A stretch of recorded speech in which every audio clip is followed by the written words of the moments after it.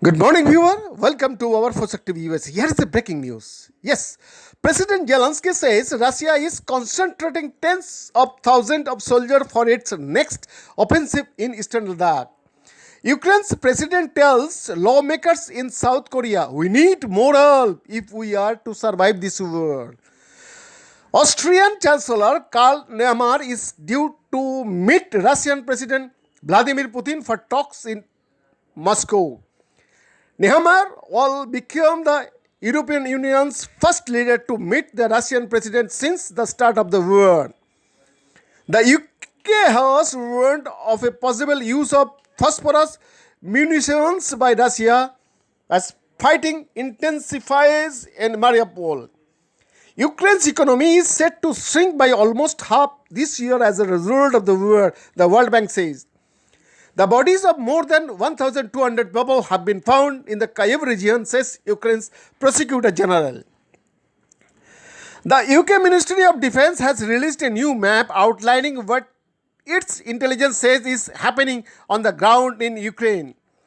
The map once again points to Russia having refocused its operations on the east. However, it also shows there are still at least two groups to the north of Kyiv, including in neighboring Belarus.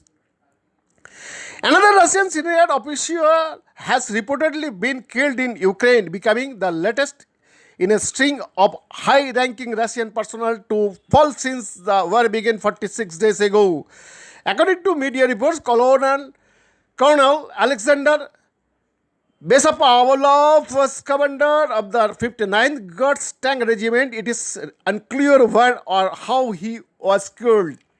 News of his death was shared on a local message board overheard Novogrony in the city of Ozharovsk, where Besapavlov was given a funeral on Friday. The message has since been deleted. One post purported to be from Besapavlov's sisters said that it is impossible to put into words what pain you feel when you lose a close and dear person. On Friday, Ukraine claimed that about 19,000 Russian soldiers have been killed in the fighting. On March 25th, Russia put its own casualty figures at 1,351. A journalist who staged an anti-war protest during Russia's most watched news program has been hired by German newspaper Die Welt. Marina hit the headlines after she ran onto the set of channels once, Veraima holding a sign reading, "Nowhere, stop the war, don't believe the propaganda, they are lying to you here." She was detained for 14 hours and eventually fined 30,000 ruble. But despite the potential risks of further prosecution, the 43-year-old editor decided to stay in Russia, where she will now be a freelance correspondent for Die Welt, reporting from Ukraine and Russia, among other places. In a statement, she said she had taken the new role because the newspaper stands for what is being defended so momentarily by the courageous people on the ground in Ukraine right now for freedom. A French team has arrived in Ukraine to help local investigators look into allegations of war crimes around the capital Kyiv. The news was announced on Twitter by French Ambassador Etienne de Ponquins, who said this was the first foreign unit to offer such support.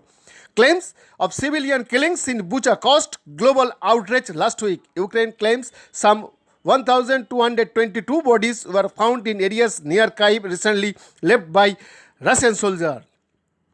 Ukraine's president says that he is not ready to give away any part of Ukraine in return for peace in the country. Speaking to the CBC, Scott Pelley, Volodymyr Zelensky also says he would never recognize Crimea as Russian territory, despite the peninsula being annexed by Russia in 2014. BN Das report for Fosak TV USA.